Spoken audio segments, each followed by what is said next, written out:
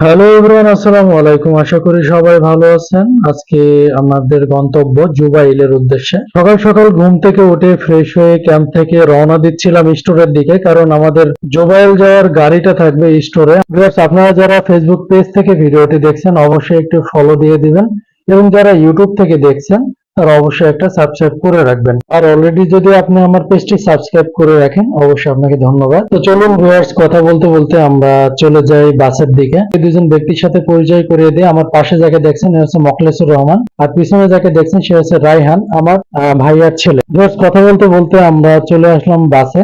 বাসে উঠে দেখি প্রচন্ড গরম। এটা নিয়ে কোনো অবজেকশন নাই, কারণ সৌদি আরব এসেছি, একটু গরমে থাকতে হবে না, এটা কোনো চিন্তার বিষয় না। আমাদেরকে গরম সহ্য করতেই হবে। তবে হ্যাঁ, এই 3 মাসের ভিতরে আমরা জুবাইল একটু কম যাই, শুধুমাত্র আমাদের প্রয়োজনের খাতিরে আমরা ওখানে যেয়ে থাকি। তাছাড়া আমাদের টাকা পয়সা ট্রান্সফার করার জন্য আমাদেরকে যেতে হবে ওখানে। বর্তমানে গাড়িটা যেদিক দিয়ে যাচ্ছে এই রোডের পাশেই হচ্ছে সমুদ্র বন্দর। এই বন্দরে বিভিন্ন দেশীয় জাহাজ আসে। আমি এক ভাইয়ার ভিডিওতে দেখেছিলাম, তিনি জুবাইলের এই পোর্টটাতে এসে মাল আনলোডিং এবং লোডিং করেছিলেন।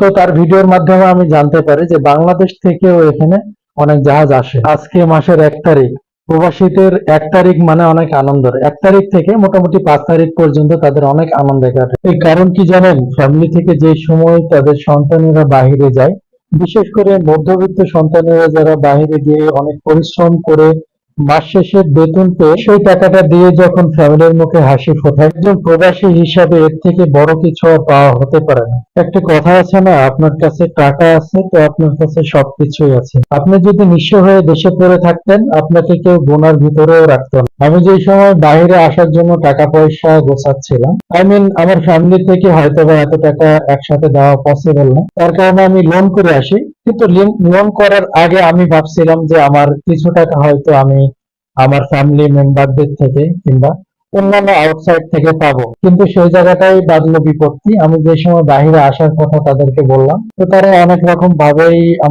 আমাকে না করে দিল। প্লাস আমি আসলে তাদের থেকে কোনো হেল্পই পাই নাই। তবে আমি শক্ত হয়ে দাঁড়ানোর জন্য কোনো একটা পথ খুঁজতেছিলাম। আমার টার্গেট ছিল যে আমি বাইরের দেশে এসে সর্বপ্রথম আগে লোনটা পরিশোধ করে দিব। তো আল্লাহর রহমতে এখন বর্তমানে লোন টোন অনেকটাই শোধ হয়ে গেছে। আপনার কাছে যে সময় টাকা পয়সা থাকবে না, কিন্তু আপনি চেষ্টা করবেন যে প্রতিষ্ঠিত হওয়ার, সেই সময় দেখবেন যে আসলে মানুষের আসল রূপটা চলে আসে। তো বি কেয়ারফুল, আমি বলবো যে তাদেরকে অনেক ভালোভাবে চিনে রাখুন, পরবর্তীতে তাদের হয়তো অনেক কাজে লাগতে পারে। আল্লাহ না করুক, মানুষের সময় তো একরকম থাকে না।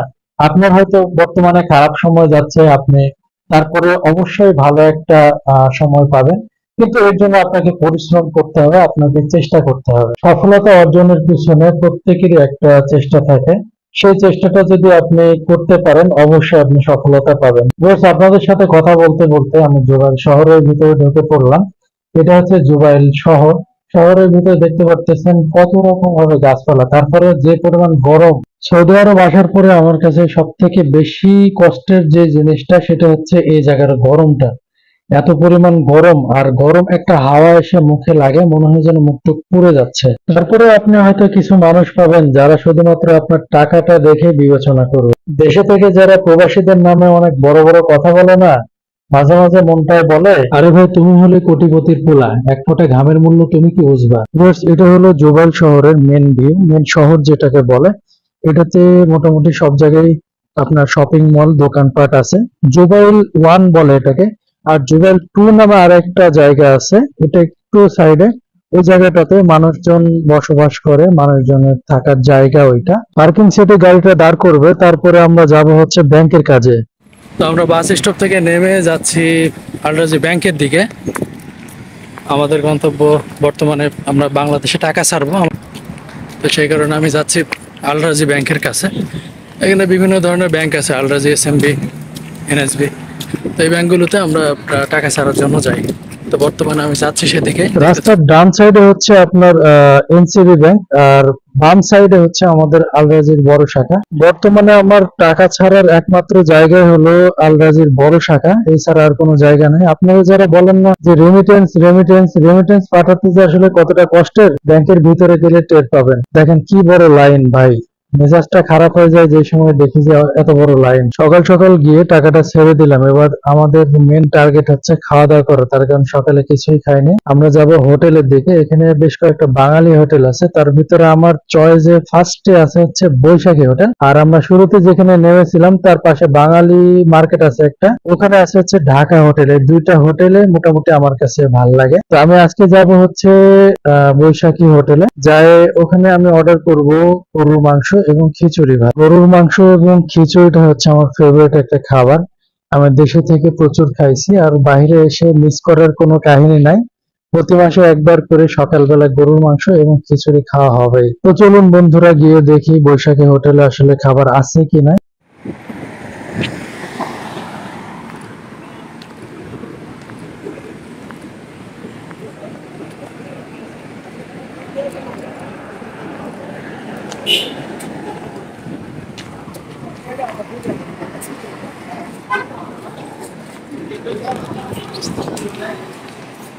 আচ্ছা ভাই, দুইটা খিচুড়ি দিবেন, সাথে একটা করে গরুর মাংস, আর এক জায়গায় দিবেন পায়া আর রুটি।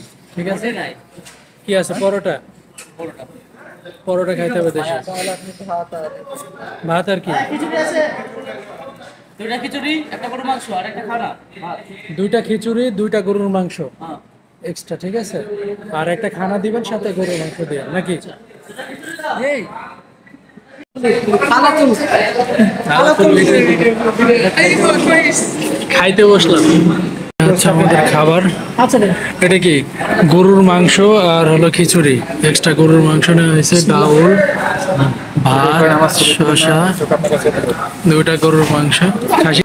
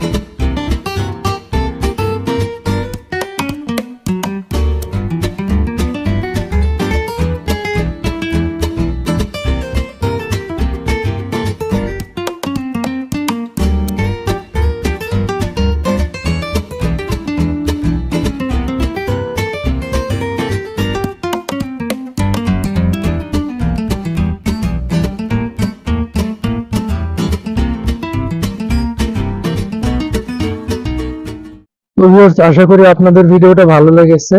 আর আপনি যদি ফেসবুক পেজ থেকে আমার ভিডিওটা দেখেন অবশ্যই ফলো করতে ভুলবেন না, এবং যদি আপনি ইউটিউব থেকে দেখেন তাহলে অবশ্যই সাবস্ক্রাইব করবেন এবং বেল বাটনটি প্রেস করে রাখবেন, যাতে আমার নিত্য নতুন ভিডিওটা আপনার কাছে খুব দ্রুত চলে যায়।